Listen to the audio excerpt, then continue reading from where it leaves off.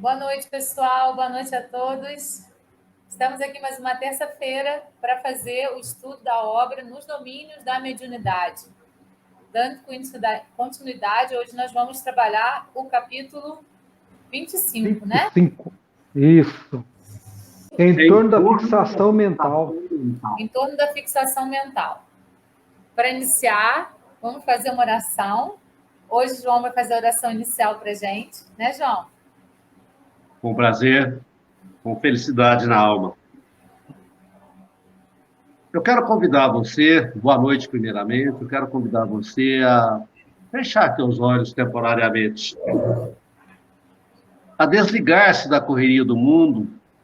O mundo cada vez nos acelera mais, é doença, é preço das coisas, é necessidade de prover alimentos, são os desequilíbrios normais do dia a dia, as paixões, e nós vamos ficando muito afastados de nós mesmos.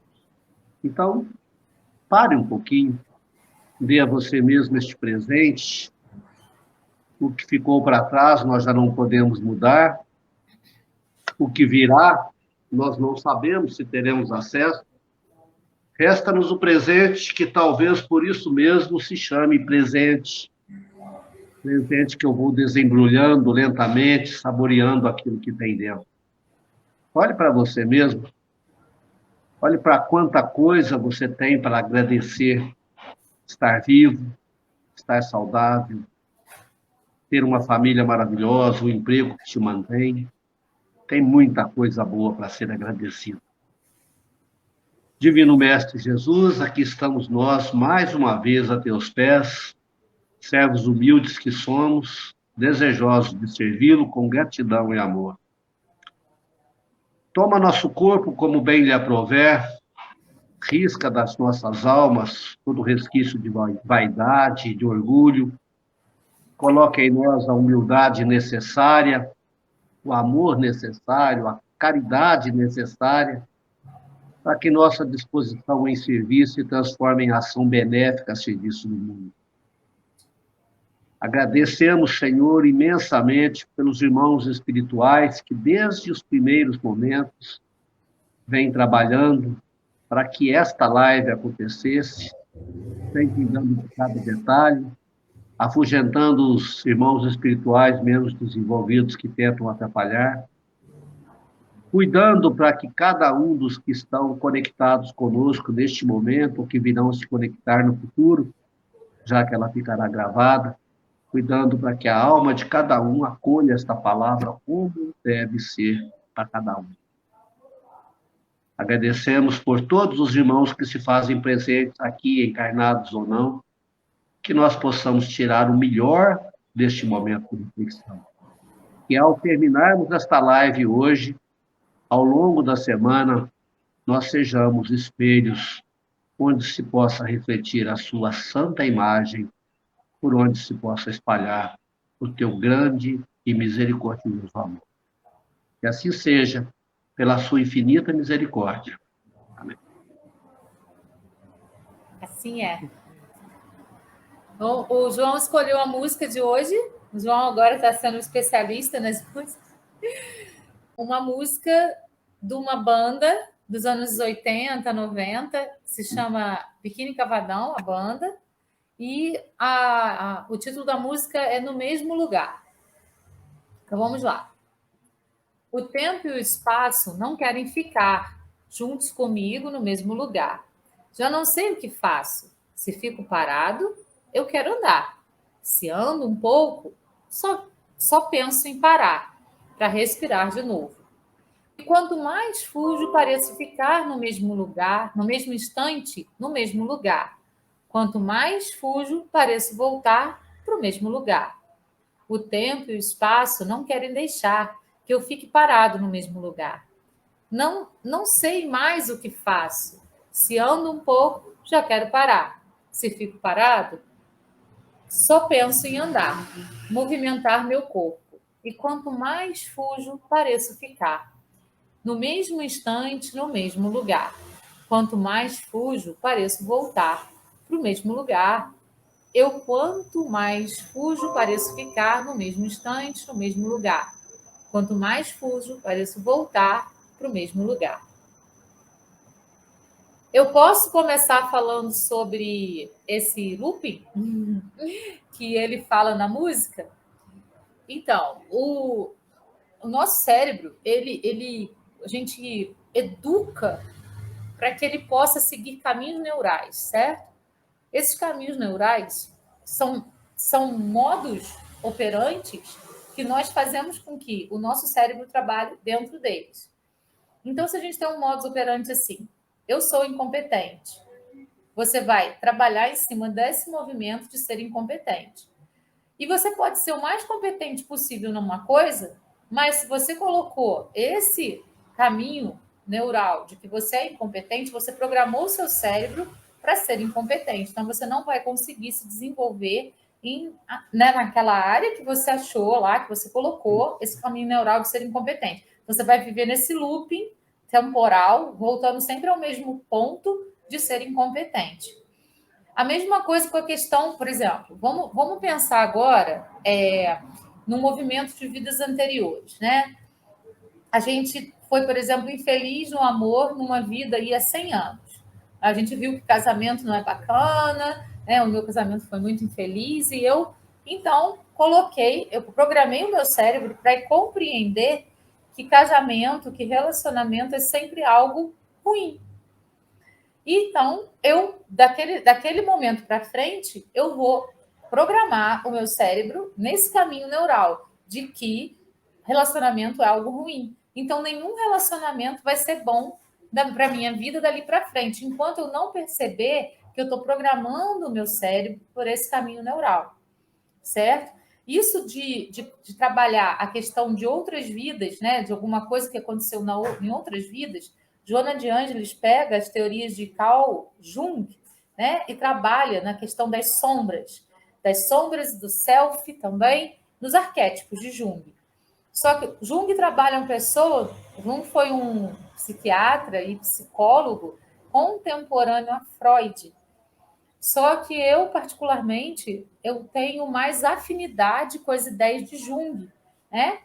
E a Joana de Ângeles, então, mandou um livro psicografado para o Divaldo Franco falando sobre psicologia e trabalhou essas ideias de Jung nesse livro. Daqui a pouco eu lembro o nome do livro e falo para vocês. Então, o que Joana de Ângeles fez? Jung trabalhou a pessoa numa existência.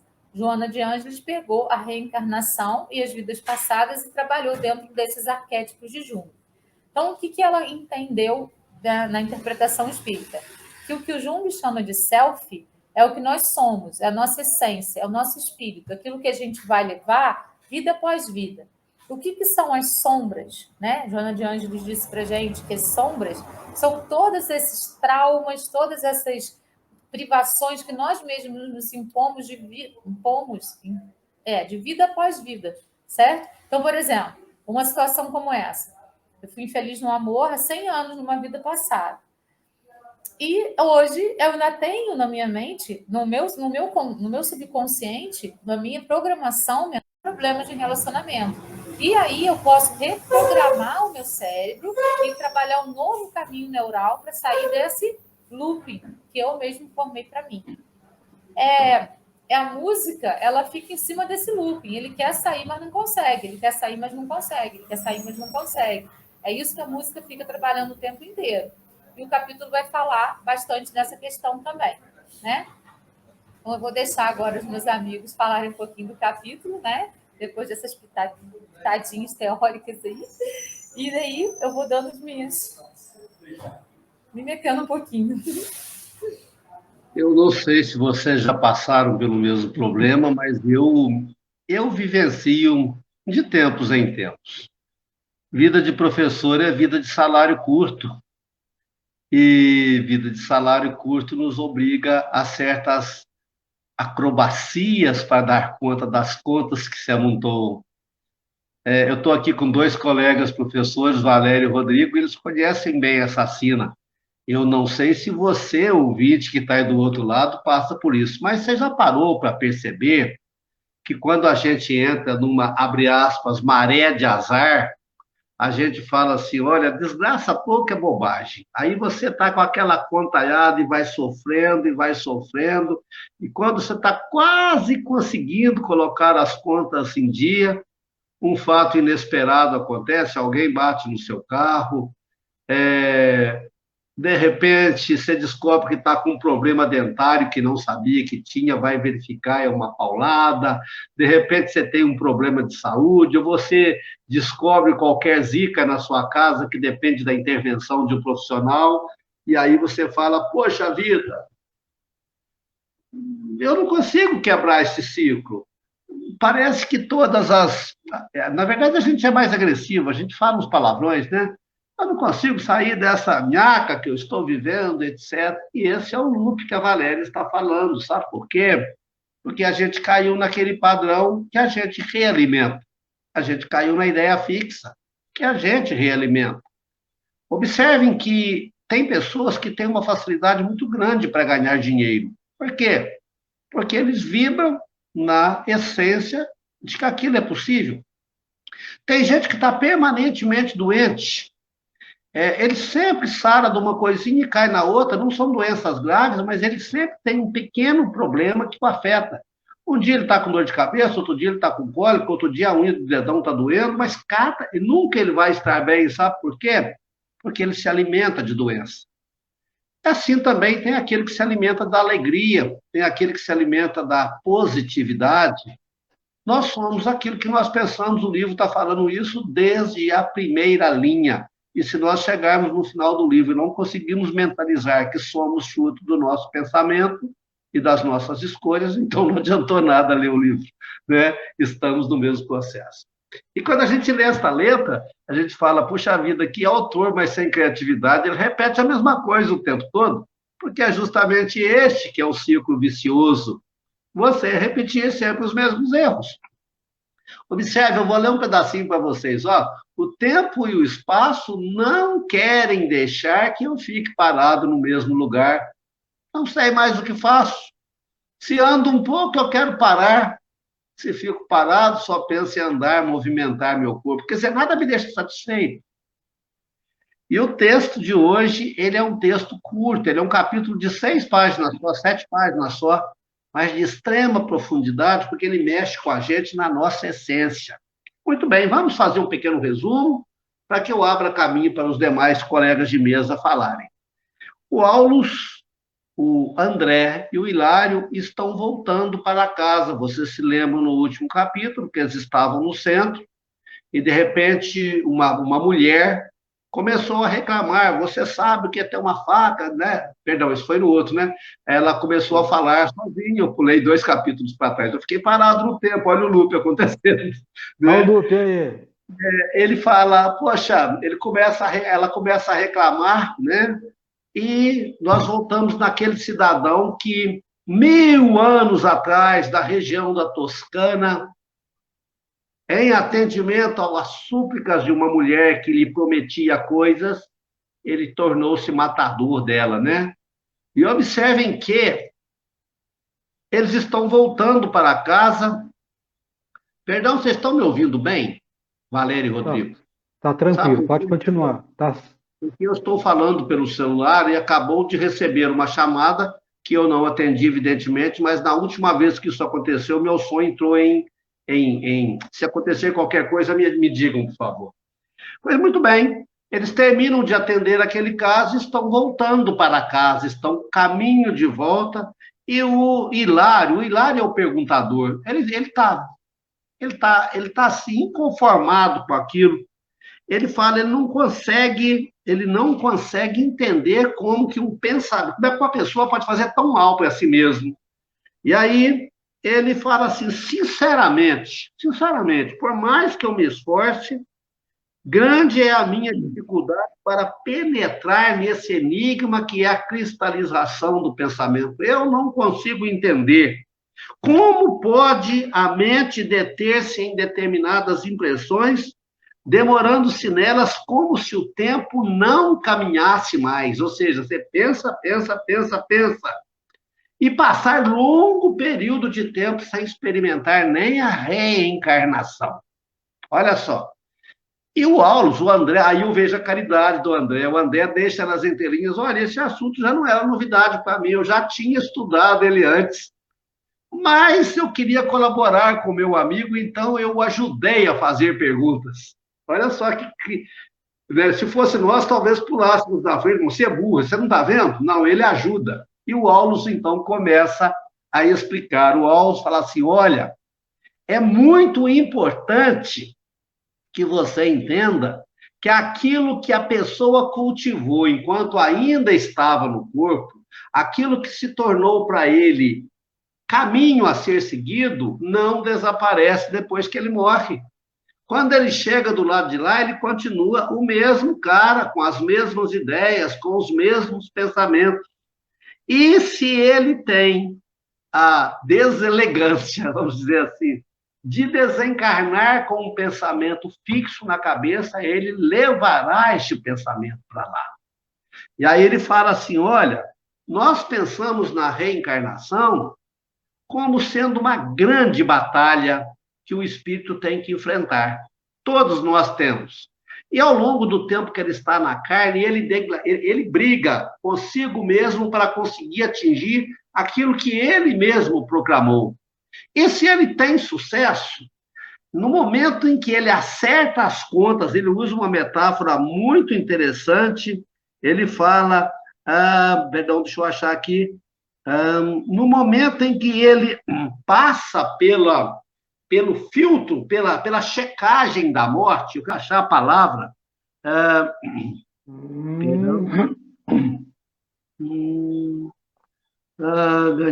bom, ele fala, se eu ganhei o combate, quando eu passo pelo crivo da morte... Aferições. Hein? Aferições. Aferições. Quando as aferições da morte, quer dizer, quando o checklist da morte, olha, Rodrigo, você prometeu que ia resolver esse problema de família, cumprido. Você prometeu que ia restabelecer a amizade com o João Carlos, cumprido. E vai ticando um a um o que é que você cumpriu, ele fala, se a alma logrou êxito, ele sobe vertiginosamente em direção aos páramos superiores. Mas, se ele fracassa, ele volta lá para a fila dos loucos, ele volta lá para a fila dos infelizes e vai ter que passar longo período, porque nada fica sem acerto. Ufa, ele joga pesado. E aí, eles continuam conversando sobre isso, mas o Hilário pergunta, mas por quanto tempo? Como que é assim? Ele se esquece do tempo, ele se esquece de tudo à volta dele, e ele fica nessa ideia fixa, só enxerga aquilo e ele fala, olha, o tempo é relativo. O Einstein está presente nesse texto. O tempo é relativo. Ele fala assim, olha, quando você está em dias felizes, o tempo flui muito rapidamente. Mas quando você está passando por uma amargura, a ideia volta sempre no mesmo ponto e você não flui. Eu me lembro do professor de física nosso, que dava a seguinte explicação. Ele falou, quer ver como é que o tempo é relativo?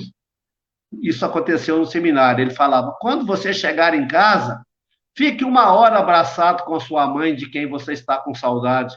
Você vai ver como é que 1 hora passa num segundo. Depois você vai lá, no fogão de lenha da sua mãe, e coloca a mão em cima da chapa quente por 30 segundos. Vamos ver qual dos dois demora mais. 1 hora abraçado com a mãe ou 30 segundos com a mão na chapa quente? E ele fala disso aqui, o tempo é relativo. E aí, na parte final do capítulo, já que o capítulo é bem curtinho, o Hilário pergunta para ele assim, e como é que ele vai se safar disso? Como é que ele se cura? Aí... o Aulus responde, olha, gente, tem um momento em que a própria alma fica entediada de tanto sofrimento. Tem um momento que a própria alma não aguenta mais. De tanto repetir as mesmas lambanças, aquilo perde totalmente o significado. Chega uma hora que ela se esvazia, as lágrimas secam e ela mesma procura ajuda. E ela mesma pede para... Mas tem aqueles que nunca vão. Aí nós precisamos ajudar através do atendimento fraterno, através de passes, através de cuidados. E existem aqueles que nem mesmo assim encontram caminho, aí é necessário a reencarnação compulsória, forçada. E o Hilário fala, mas aí é violência, aí é quebrar o livre-arbítrio. Ele fala assim, mas na nossa casa, quando temos um enfermo que não quer tomar o medicamento, às vezes é necessário forçar para o medicamento. É um ato de amor, não é um ato de imposição, é um ato para salvar aquela pessoa a quem amar. O capítulo é lindo. Mas ele acontece pouca coisa. Desta vez, é um capítulo que acontece só no plano da conversa. Muito parecido conosco. Rodrigo? Rapidinho, então, só recolocando aquilo que eu falei no início, na questão do capítulo, né? Você teve uma experiência, vamos voltar no mesmo exemplo, não muito interessante na questão amorosa, na questão do casamento.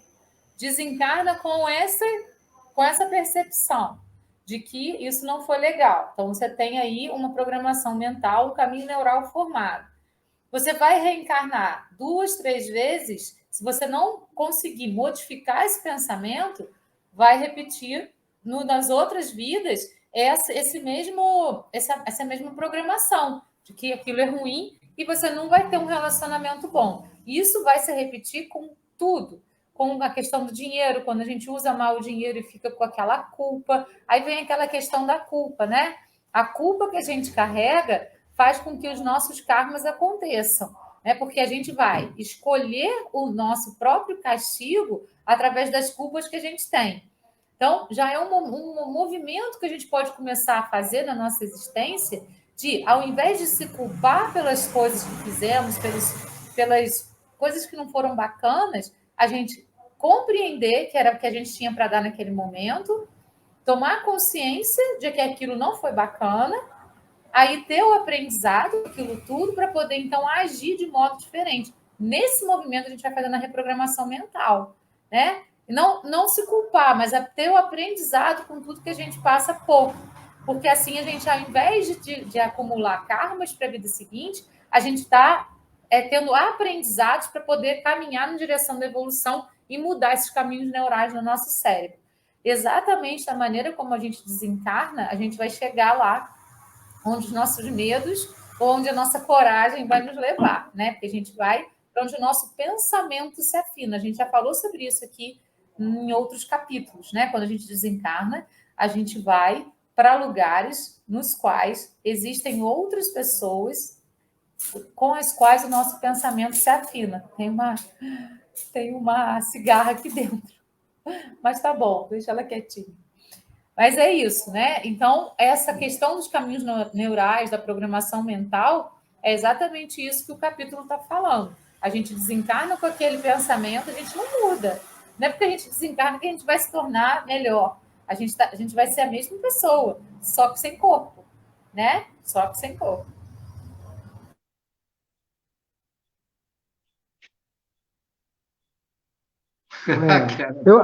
Tá tão bom. Será que não pode continuar assim? Eu aqui e vocês aí falando? Nanina, né? Eu quero fazer o mesmo percurso que vocês, começando pela música, porque tenho uma pequena observação na música que eu acho fantástico. Diz assim: e quanto mais eu fujo, pareço ficar no mesmo instante, no mesmo lugar. O que me chama a atenção nesses dois versos é a palavra fujo, porque a fixação mental ela se dá sempre no passado. A fixação ela está sempre voltada para o passado. E o passado é um lugar que nós já conhecemos, pela felicidade ou pela dor. E muitas vezes nós queremos ficar lá, ou para resolver algo de forma continuadamente errada. E aí eu queria brincar com você, João, que todo o discurso que você fez no início, sobre dinheiro, sobre conta, eu estou achando que você deu uma olhadinha na minha história, na minha vida. Eu estou achando que você está sabendo. Na minha história. Não, mas é isso. Então, a gente fica tentando resolver problemas, tentando resolver situações, circunstâncias, agindo da mesma forma. E aí entra isso que a Valéria falou da programação que Jung. Jung é muito sábio ao fazer essas explicações, né? E aí, longe de mim querer fazer explicações sobre Jung, que é de uma profundidade que realmente, lendo Anjos de Anjos, nós vamos tentar compreender melhor. Mas o que me encanta, então, é não fugir. E eu falo por mim. Quantas vezes eu me vejo atolado em alguns problemas antigos, em algumas reminiscências que doeram, porque a minha forma de agir está sendo igual. Ou seja, eu estou fugindo de encarar de forma diferente. Eu estou fugindo de tentar estudar de forma mais abrangente, de forma que não é adequada, da forma que vai me afrontar. Eu preciso me afrontar. Eu preciso combater em mim o bom combate. Então eu tenho que parar de fugir das responsabilidades que o mundo espiritual, quando eu estive lá, me ofereceu como alternativa para eu evoluir. E aí, deixando a música e esse comentário, então, tem duas frases no comecinho das duas primeiras páginas que diz assim: somos subordinados à evolução. Isso é de uma profundidade. Ser subordinado, ser submisso, é cumprir. O subordinado, ele cumpre ordens. E qual é a ordem? A ordem é evoluir. Qual que é a regra? A regra é continuar progredindo. Não é estacionar. Não é ficar fixado em um ponto. E aí, logo em seguida a esta mesma afirmação, diz assim: a mente é um soldado em luta. Qual luta que nós temos lutado? Qual combate eu tenho colocado a minha mente? No combate em evoluir, em mudar os princípios, em mudar o meu pretérito, em querer avançar? Porque muitas vezes nós falamos que queremos tudo isso, queremos evoluir, queremos progredir, queremos sair do lugar. Mas quais são as atitudes que eu tenho tomado? Atitudes iguais à do passado? Eu quero mudar o meu relacionamento amoroso. Eu quero encontrar alguém diferente. Eu só vou encontrar alguém diferente se eu for diferente. Encontrar alguém diferente e continuar o mesmo. Eu tenho um amigo que foi muito engraçado. Eu vou, antes de voltar para o capítulo, um dia eu me encontrei já com ele depois de um longo tempo de distância. E aí, batendo papo, ele falou: Rodrigo, vou me casar com a quarta noiva. Como assim você vai se casar com a quarta noiva? Ele falou: já desisti de 4 noivados. E agora eu vi que não adianta eu desistir. Todas as minhas 4 noivas são extremamente parecidas. Caiu minha ficha, Rodrigo. O problema não são minhas noivas. O problema sou eu, que escolho um tipo de pessoa, mas queria outro. Eu não mereço outro. Eu tenho que aprender com essa, porque ela é um desafio. E eles estão casados até hoje, já acredito que deve fazer por volta aí de uns 18, 20 anos. Então eles assumiram o desafio e estão cumprindo a grande luta. Voltando ao capítulo, João, você lembrou aí do tempo. Eu costumo brincar com os alunos em sala o seguinte: pensando nessa encarnação, eu digo para eles o seguinte: você então chegou no pré-vestibular e decidiu que não foi um bom aluno, por isso você não teve nota legal no Enem. Aí você veio trabalhar conosco agora, você vai estudar conosco no pré-vestibular. E aí você tomou a decisão da sua vida, você agora é um novo aluno. Vamos pensar, você entrou na escola com 4 anos para ser alfabetizado, saiu aos 17. Você ficou 13 anos, aproximadamente 6 horas na escola, estudando do mesmo jeito, fazendo o dever do mesmo jeito, encarando a escola do mesmo jeito, encarando professores do mesmo jeito, fazendo deveres em casa do mesmo jeito, tentando enganar os pais de uma forma, tentando enganar os professores do mesmo jeito. Você tomou a decisão quando fez a matrícula no pré-vestibular. Você acha que você vai passar no vestibular realmente esse ano? Você tem 13 anos contra você. 13 anos agindo de uma forma. Você mudou ontem, quando você fez a matrícula, e você acha que daqui 100 dias, quando terminar o pré-vestibular, você vai tirar nota boa no Enem. A não ser que você esqueça tudo que você gosta e só pense em estudar, ou seja, mude radicalmente o teu pensamento, põe a tua mente em luta,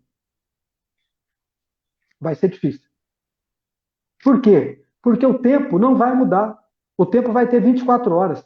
Você que vai ter que mudar a sua postura diante do tempo que você tem. Então, nós somos subordinados à evolução. E a evolução não é um estalar de dedos. Não é uma decisão tomada hoje e ela acontece amanhã. Eu outro dia vi alguma coisa acontecendo na minha vida de forma muito bacana. Eu precisava adquirir um bem e eu pensei nele por 2 meses seguidos, mas não dependia só de mim. Quando eu aparentemente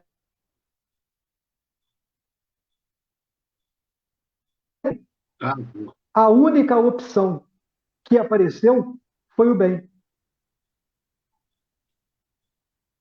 Ou seja, a minha decisão levou 2 meses para acontecer, eu pensando nela várias vezes por dia. Recentemente também eu tomei uma decisão e aí falei, acredito que tem que ser assim para eu ser melhor, para eu ser feliz e para que as pessoas que estejam ao meu lado também sejam felizes. Confesso a vocês que estou chocado até hoje. O pensamento sumiu da minha cabeça. Não por milagre, mas por uma decisão dolorosa. Porque a mente, eu descobri nesse capítulo, é um soldado em luta. Para você trocar o pensamento, você tem que se policiar. Vigiar e orar é um negócio terrível. É importante a gente salientar que você falou, né? A evolução não é assim tão rápida. Existem velocidades diferentes para cada âmbito da nossa vida. A gente tem facilidade em alguns procedimentos, em algumas situações, em algum ponto específico, muita dificuldade em outro. Então, a gente evolui muito rápido em algumas coisas e mais lentamente em outras. E tem pessoas que são mais lentas e mais rápidas num processo mais inteiro, né? Então, assim, é igualzinho mesmo na escola. A gente tem que respeitar o tempo de cada um tem um tempo para poder. Muitas pessoas precisam ruminar, né? O Paulinho falava muito isso, eu preciso ruminar isso para poder compreender e chegar num determinado ponto.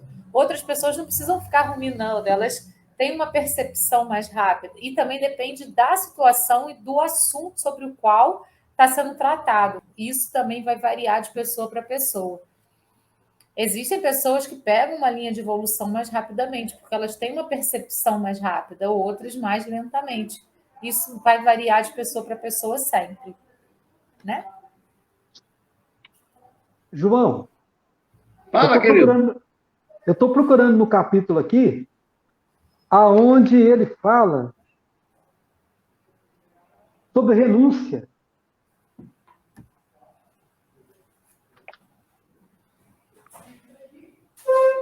Está na página subsequente ao local onde você falou do soldado em batalha.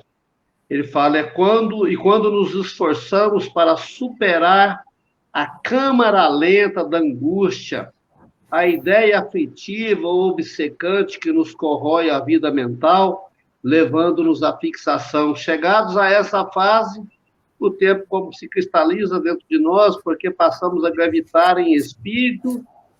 Está nessa parte aqui. Então, é isso. Eu queria fazer um comentário para te passar a palavra, porque me veio aqui a colinha que eu fiz aqui. Tendo Jesus não como pano de fundo, né? Mas Jesus como o horizonte eterno para os nossos aprendizados, Jesus diz assim: renuncie a si mesmo, tome a sua cruz e me siga. Renunciar a si mesmo é vencer a fixação do tempo. Eu renunciar a mim mesmo é eu abrir mão das formas com que eu penso, com que eu ajo, com que eu julgo, até porque julgar não é a nossa missão. Então, a profundidade do capítulo, quando ele diz, né, que eu preciso renunciar à dolorosa marcha de renunciar a si mesmo. Aí eu me lembrei de Jesus, que nos convida a renunciar a nós mesmos, a renunciar a esse Eu vejo passado. essa renúncia que Jesus fala, a renúncia do ego, né? Sim, Renunciar a si mesmo, essa renúncia do ego, né? Aquilo que nos leva a caminhos que não são os caminhos efetivamente traçados por Jesus para nós, porque o que nos desvia desse caminho é esse ego exacerbado que nos leva a coisas que são desnecessárias, mas que são tão necessárias para o mundo material, né? A gente precisa do mundo material para viver, não estou dizendo isso, não. Né? A gente precisa de dinheiro, a gente precisa de tudo isso. Não é renúncia de dinheiro, é do nosso ego, da nossa necessidade de aparecer, da nossa necessidade de ser sempre melhor, da nossa necessidade de estar na frente de tudo. Né? A gente sabe o que tem, aí o que o nosso ego pede, o que o ego pede para cada um. Quando Jesus fala renuncia-te a ti mesmo, eu percebo essa questão do pedido dele para a gente renunciar a esse ego negativo, esse ego que nos leva àquilo que não é necessário, que nos leva àquilo que não vai trazer crescimento para a gente, nem como pessoa, nem como espírito, né? Porque a gente cresce primeiro como pessoa para depois crescer como espírito. Então, não sei, só fazer esse comentário que me veio aqui com muita força, viu? mas é isso, porque o que é o ego nessa circunstância que o capítulo nos oferece? É eu achar que tudo que eu fiz é bom, que nada merece uma crítica construtiva. Então, eu olhar para o meu passado, eu entender as minhas limitações, por que eu lido mal com o dinheiro, por que eu lido mal com alguns relacionamentos, por que eu lido mal com a liderança, por que eu não. Então, assim, porque eu acho que o que eu fiz está certo. Então, eu estou valorizando mais a mim mesmo do que o aprendizado. Né? Então, não desvalorizar, mas não valorizar tanto a mim mesmo e ficar fixado naquele passado, porque o passado ele é cômodo, né? Ele é gostoso. Lá eu tenho tudo. Por isso que algumas pessoas gostam de lembrar de melancolia, de passado, de conservar algumas ideias, justamente por isso, porque se ele conserva ideias, a ideia que ele quer conservar está no passado. E aí a mente para de lutar por um avanço, por uma evolução. Né? Estou falando O meu, demais hoje, João.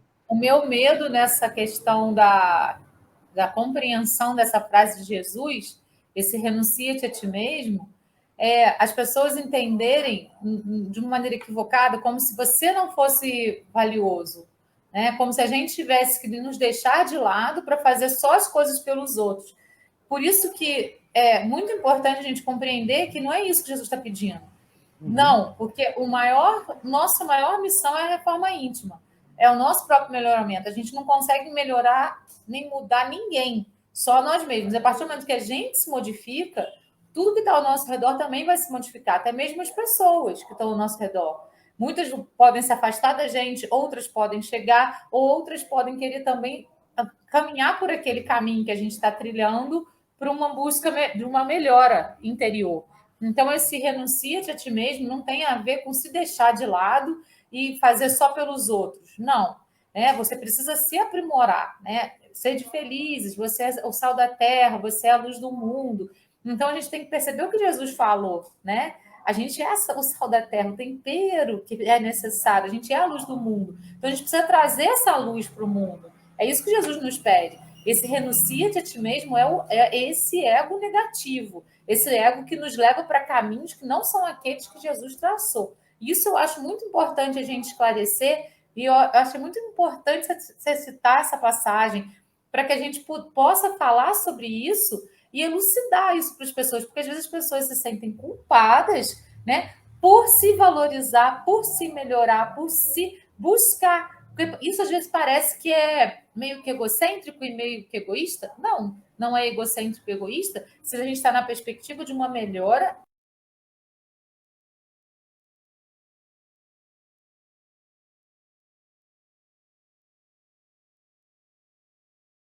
aqui que eu estou pensando, os irmãozinhos espirituais são realmente cuidadosos.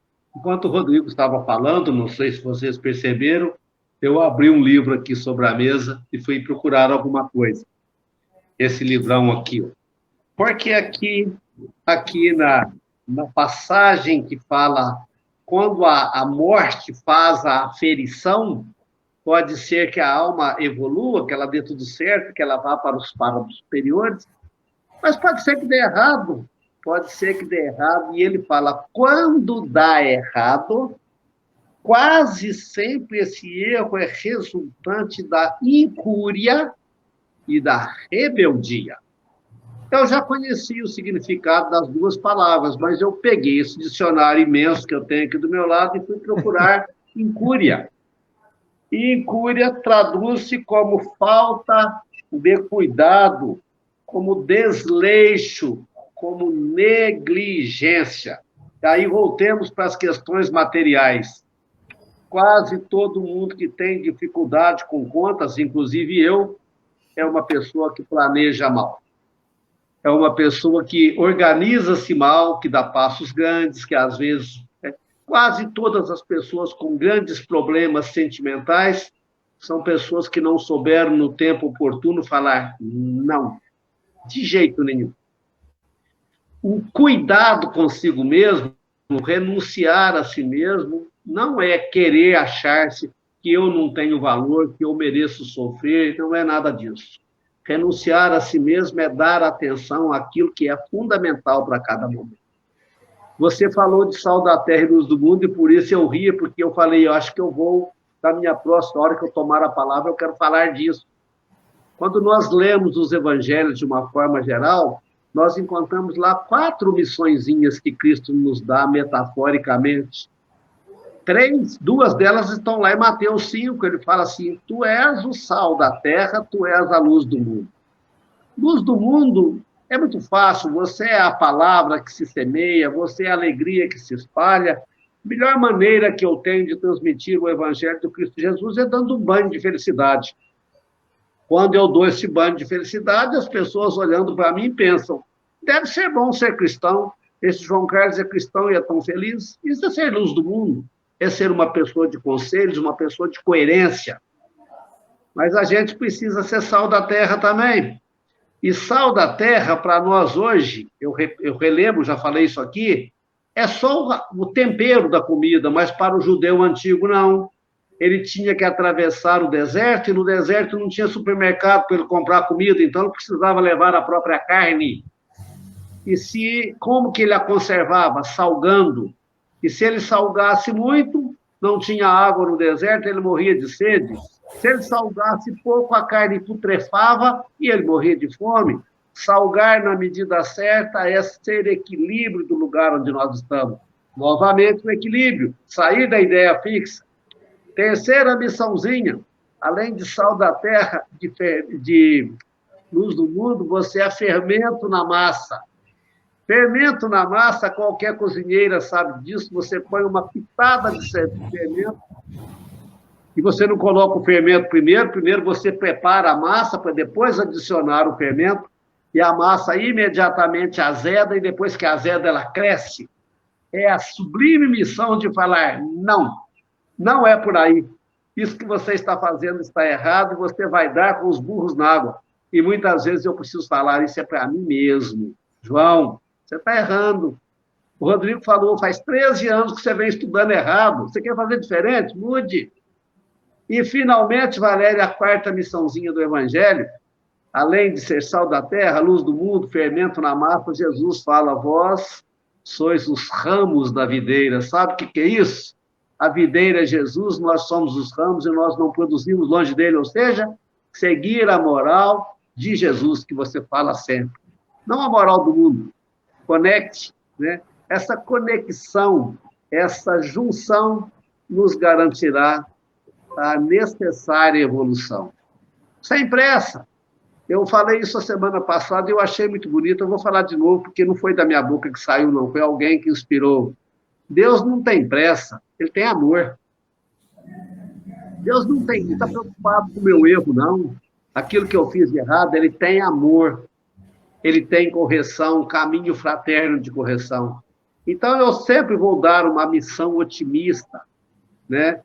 Eu estava aqui agora preparando um pouquinho antes da live. Amanhã farei uma palestra no Centro Espírita, 3 de outubro, e escolhi o meu tema. Eu quero falar sobre o filho pródigo, porque, afinal de contas, depois de algum tempo afastados pela pandemia, nós estamos nos reunindo presencialmente. E, Rodrigo, preparando hoje, eu li lá, um pai tinha 2 filhos. E vocês sabem o tanto que eu gosto de números. Aí eu fiquei pensando, mais 2 é o número do homem.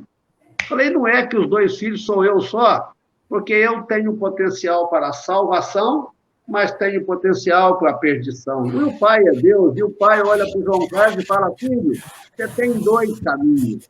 Você continua sendo meu filho em qualquer um dos 2, eu te amo. Mas vê lá o que você vai escolher para você, né? Um pai tem 2 filhos e esses 2 filhos somos nós mesmos. Então, a minha mensagem vai ser sempre de otimismo, né? Deixa eu parar de falar, senão não deixo espaço para você. Tem aqui o capítulo, né, em algum momento ele trata assim, que algumas reencarnações são difíceis, né? A pessoa vem esquizofrênica, vem débil, e aí ele deixa destacado que reencarnar em situação delicada é um convite a restabelecer-se.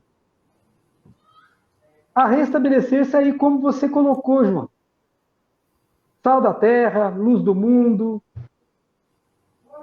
estar na videira. Porque quantas coisas apareceram desde que o livro foi escrito? TDAH, TDA, autismo. Quantas descobertas de necessidades especiais, deficiências mesmo, que nós temos no aprendizado, na conduta. Por quê? Né? Então, grandes pensadores, espíritas têm falado sobre o assunto, e aí não dá para a gente se alongar, mas Deus vai permitindo que nós nos reencarnemos como missão, que a nós mesmos é incumbida. Nós decidimos, nós aceitamos. Então, é um convite para que a gente se restabeleça diante de nós mesmos, para nos restabelecermos diante de Deus, diante da espiritualidade maior. Então, tudo é feito com muita delicadeza, porque fica bem claro para mim que a fixação mental ela vai gerando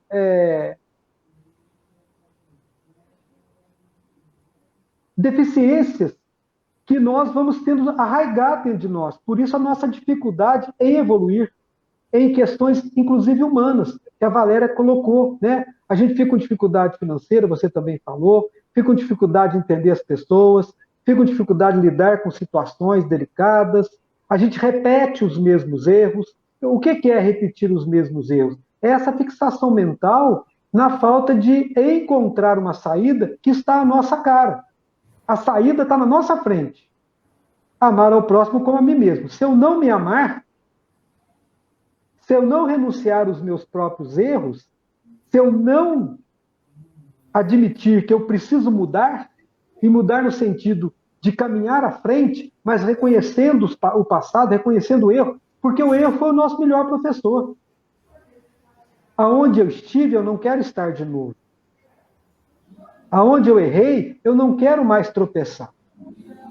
E um ditado, para voltar para vocês, porque daqui a pouco a gente já está perto do tempo de encerrar. O que nos derruba não são pedras grandes, são pedras pequenas. A pedra grande a gente vê e desvia. Mas pedra pequena, a gente desdenha e a gente tropeça. Eu gosto muito de fazer longas caminhadas, longas mesmo. Chega uma hora do dia que você não consegue levantar o pé. Você arrasta. E aí quem é caminheiro antigo vira para você e fala assim, levanta esse pé para não cair, rapaz. Ou seja, você tem que estar atento do começo ao fim. Você tem que estar disposto do começo ao fim. Às vezes, João, você falou uma coisa muito interessante para a gente colocar a mente em luta constante. Você falou, pessoas que têm dificuldade financeira e que de repente estão ganhando dinheiro e se perdem, é porque planejaram mal. Às vezes, elas até planejaram bem, mas não tiveram constância. Às vezes, elas até planejaram bem, mas se esqueceram das metas. Porque um bom planejamento é feito de metas. E metas são datas curtas. 6 meses, 1 ano, 2 anos. Tem que ter constância. Só que a constância não pode ser uma fixação no erro. O Hilário, quando ele pergunta do estrangulador de Toscano, que por amor se tornou um violento matador. E o amor foi tão grande, ele sentiu a traição tão pesada, que ele não conseguiu se desencilhar do amor, que agora era uma obsessão de fazê-la sofrer. Então, mudar o pensamento. Tirar. Nós temos fixação de pensamento o tempo todo, o dia todo. Pelo menos eu tenho me policiado muito. De vez em quando eu estou. Não, não, não, não, não. Rodrigo, esse pensamento está ficando vicioso. A Valéria já me ensinou isso. Um dia eu fiz 2 afirmações perto dela, tem mais de 1 ano isso. Na verdade, tem quase 2 anos. Você se virou para mim e fez assim. Quando a Valéria levanta o dedo esquerdo para mim, é ensinamento. Ela falou para mim assim, Rodrigo, eles estão me dizendo que você tem feito essa afirmação há muito tempo, que essa sua afirmação não é verdadeira. Pense nisso. Não me deu nem chance de discutir. Ela falou, pense nisso. Eu levantei e fui embora. E realmente, à noite, eu parei para pensar. Eu estava fazendo uma afirmação totalmente errada acerca da minha própria vida nessa encarnação. E nunca mais eu fiz essa afirmação novamente. E eu descobri que realmente eu estava muito mais feliz do que eu podia imaginar. Depois vieram outras afirmações, outros dedinhos levantados. Com muita alegria eu recebo qualquer indicação que vem de vocês. Mas é a fixação naquilo que a gente acha e não naquilo que a intuição nos indica, que a inspiração nos indica. Não pode fazer fixação na derrota. E não pode achar que a derrota foi derrota. Não foi derrota, foi ensinamento. Temos que fazer fixação na videira, na moral do Cristo. Nela, só nela. A moral do Cristo, gente. Vamos aprender a separar o que é essa moral social, o que é a moral do Cristo. Né? É muito importante a gente fazer essa separação na nossa cabeça. Porque muitas vezes a moral social ela vai no caminho contrário à moral do Cristo. Então vamos pensar nisso. A gente tem um sininho dentro da gente que apita quando a gente está indo contra a moral do Cristo. Vamos prestar mais atenção nesse sininho. Às vezes ele dá assim uma pontadinha na nossa barriga, às vezes ele dá uma pontadinha no nosso coração, às vezes dá uma pontadinha no meio da testa. Cada um vai sentir de um jeito e em cada momento de uma maneira diferente. Essa pontadinha está falando aí, ó, você está indo contra a moral do Cristo. Vamos pensar nisso. Valéria, pode falar. Só para tornar simples, se é que se pode, não sei como, mas o professor Mário Sérgio Cortella ele tem uma afirmação que eu acho muito interessante. Ele sempre, para a gente entender moral, né? Para a gente saber faz ou não faz, ele brinca nas palestras dele e fala assim, o que você está com vontade de fazer, você tem coragem de contar para tua mãe assim, sem medo?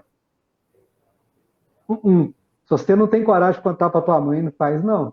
Porque mãe é o último estágio que você não quer ofender, é o último estágio que você não quer magoar, é o último estágio que você não quer ver chorar, que você não quer ver triste. Então, se você não tem coragem de contar aquilo que você está com vontade de fazer, pensa de novo. Se for para fazer, pensa de novo. Até você ter certeza que você vai ter coragem para contar. Você não tem coragem para contar, porque aí você, não apenas para dizer assim, o que é a moral do Cristo, né? Se a mãe, se as nossas mães, você mãe, né? Você, Valéria, mãe, nada no mundo supera o amor que você tem pelos 3 meninos. Então, não tem comparação. Quando você diz assim, né? E eu vou falar aqui porque você já falou em suas lives. O Paulinho foi o grande amor da sua vida. Sim, com certeza. Nós que conhecemos vocês sabemos disso sem medo de errar. Mas não tem nada a ver com o amor que você tem pelos 3 meninos. Não. Então, mãe é uma instância de amor mais próxima do amor de Deus, mais próxima da moral do Cristo. Né? Hoje eu estou falando demais. Mas só tem uma, né, Rodrigo? Mãe só tem uma. Eu vou deixar a indicação do livro da Joana de Ângeles para vocês, chama Triunfo Pessoal, da série Psicologia da Joana de Ângeles, é o livro 12, né, psicografado por Divaldo Franco, Triunfo Pessoal. Ela vai pegar a teoria do Carl Jung, eu falo Jung porque eu falo em português. Não, porque a pronúncia que eu aprendi outro dia, eu aprendi fazendo o curso, aí eu falei aqui, depois comecei a rir, pensando em você. Eu acho muito interessante, os doutores em língua portuguesa, quando a gente vai assistir palestra, eles falam tudo com pronúncia da língua portuguesa, né? Ciberbullying, eles falam assim. Então, tudo bem aportuguesado mesmo, né? Esse livro é maravilhoso. A Joana de Ângeles pega teorias aí que falam da pessoa, numa encarnação só. E ela vai jogar isso para dentro do espiritismo, trabalhando toda uma psique. Nossa, a Joana de Ângeles é maravilhosa, sou fã dela, não posso nem me alongar aqui. Então, maravilhoso, Triunfo Pessoal. Quem quiser, né, ler e tal, deve ter em PDF para baixar. Eu ainda sou daquelas que gostam do livro na mão, mas tem aí em PDF para baixar. Vamos para a oração?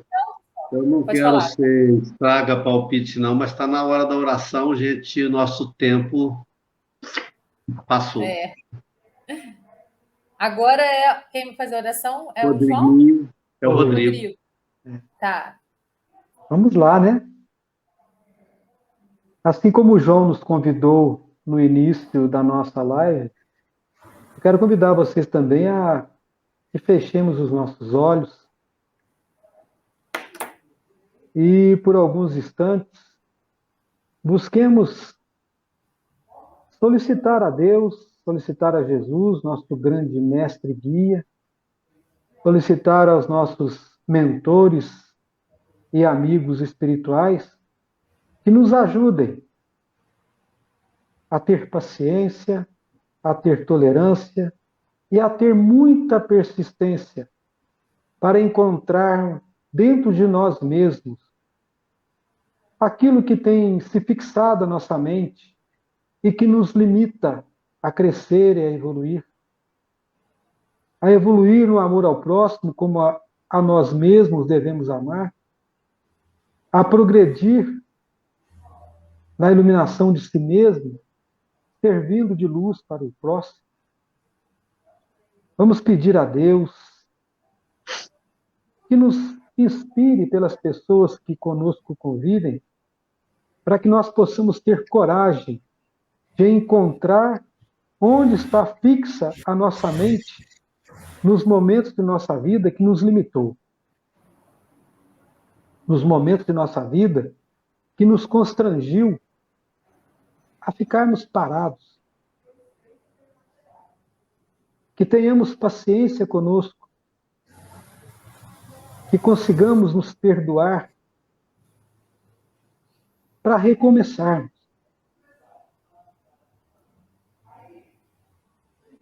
Que nossos mentores, guias, Jesus, todos aqueles que estiveram aqui antes de nós e que sabem mais do que nós, evoluíram, cresceram. Que nós possamos conseguir também crescer, evoluir, amar ao próximo, amar a nós mesmos, renunciar ao nosso ego. Jesus, querido e amado amigo e mestre, ajude-nos a encontrar em nosso coração as pedras que têm tornado pesado a nossa caminhada. A pedra do nosso desleixo, as pedras do nosso descuido, da nossa invigilância, da nossa intolerância, da nossa falta de fé, da nossa falta de oração. Inspira-nos, Jesus, para que possamos conseguir vencer a nós mesmos e amar sempre, sem limite. Que assim seja, para sempre.